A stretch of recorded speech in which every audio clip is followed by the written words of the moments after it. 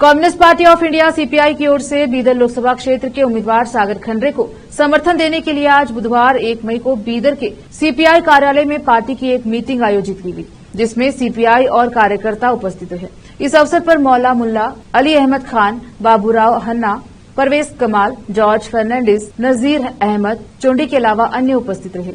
इस अवसर पर सीपीआई नेताओं ने संबोधित करते हुए सागर खंडरे का समर्थन करने और उन्हें जिताने की बात कही। केपी न्यूज के कैमरामैन पपुराज का कवरेज।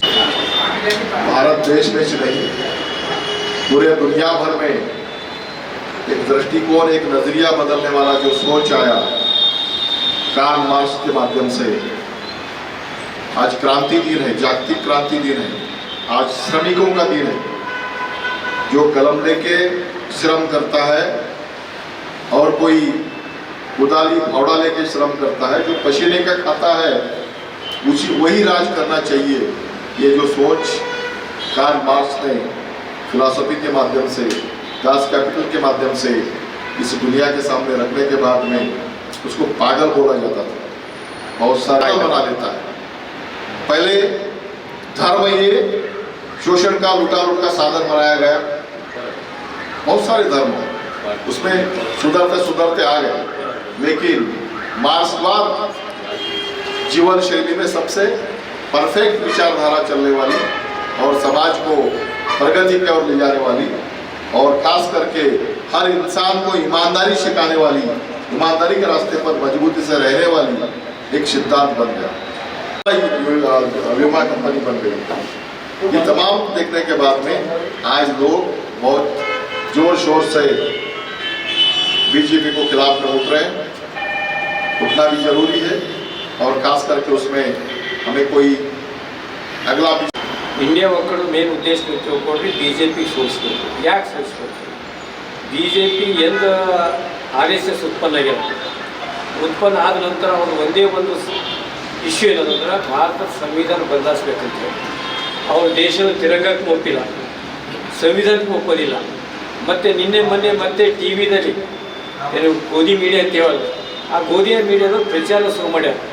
ಸಂವಿಧಾನದಲ್ಲಿ ಪ್ರಿಯಂಬದಲ್ಲಿ ಸೆಕ್ಯುಲರಿಸಮ್ ಮತ್ತು ಸೋಷಿಯಲಿಸಮ್ ಅನ್ನೋ ವರ್ಡ್ ಇದ್ದಿಲ್ಲ, ನಂತರ ಇವ್ರು ಸೇರಿಸ್ಯಾರಂತೆ. ನಮ್ಮ ಸ್ವಾತಂತ್ರ್ಯ ಹೋರಾಟದಲ್ಲೇ ಸೆಕ್ಯುಲರಿಸಮ್ ಇತ್ತು, ಸೋಷಿಯಲಿಸಮ್ ಇತ್ತು 1947ಕ್ಕಿಂತ ಮೊದಲು. ಅದು ತೊಗೊಂಡು ಮುಂದೆ ಇಂದಿರಾ ಗಾಂಧಿ 1940 ಆ ವ್ಯಕ್ತಿ ಇವತ್ತು ನಮ್ಮ ದೇಶದ ಸೆಕೆಂಡ್ ವ್ಯಕ್ತಿ. ಅಂಥ ವ್ಯಕ್ತಿಗಳ ಕೈಗೆ ಅಧಿಕಾರ ಇದೆ. ಮತ್ತು ಈ ಅಧಿಕಾರಿಗೆ ಒಂದು ನೆನಪಿಟ್ಕೊಳ್ರಿ, ಅದ್ವಾನಿನ ಒಂದು ಸಲ ಮಾತು ಹೇಳಿ, ನಾವು ಸಂವಿಧಾನ ಬದಲಾಯಿಸಲೇವು, ಆದರೆ ನಾವು ಅಧಿಕಾರಕ್ಕೆ ಬಂದಂದ್ರೆ ಆಟೋಮೆಟಿಕ್ ಸಂವಿಧಾನ ಬದಲಾಯಿಸ್ತೀವಿ ಅಂತ ಹೇಳಿ ಅವ್ರು ಎದಕ್ಕೆ ಅಟ್ಯಾಕ್ ಮಾಡ್ಲತ್ತಾರಪ್ಪ ನಾವು ಇಂಪಾರ್ಟೆಂಟ್. ಮತ್ತು ಗುಜರಾತ್ ದಂಗ ಏನಾಯಿತು, ಗುಜರಾತ್ ದಂಗ ಹೊಸ ಗೌರ್ಮೆಂಟ್ ಬಂದ್ರೆ ಗುಜರಾತ್ ದಂಗದಾಗ ಯಾರ್ಯಾರು ಇಂಪಾರ್ಟೆಂಟ್ ಇದ್ದರು ಅವ್ರು ಜೈಲಿಗೆ ಹೋಗ್ಬೇಕಾಯ್ತು. ಅವ್ರು ಹೇಳ್ತಾ ಇದ್ದಾರೆ ಕಾಶ್ಮೀರ್ ಫೈಲ್ ಅಂತೇಳಿ, ಕೇರಳ ಫೈಲ್ ಅಂತೇಳಿ ಸುಳ್ಳು ಪ್ರಚಾರ ಮಾಡ್ತಿದ್ದಾರೆ. ಪಿಕ್ಚರ್ಗಳು ತೆಗೆದಿರ್ತಾರೆ ಸಾವರ್ಕರ್ನು, ಇದೆಲ್ಲ ಪ್ರಚಾರ ಮಾಡಿ ಈ ಜನರಿಗೆ ಏನಂದ್ರೆ ಹಿಂದೂ ಮುಸಲ್ಮಾನ್ ತರಂತ ಪ್ರಯತ್ನ ಸರ್.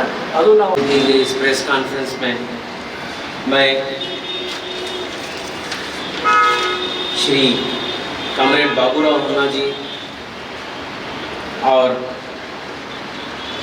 मौला मुल्ला जी, अली अहमद खान साहब और हमारे कांग्रेस के स्पोक्स पर्सन जॉर्ज फर्नांडिस के अलावा तमाम का यहाँ पर वेलकम करता हूँ।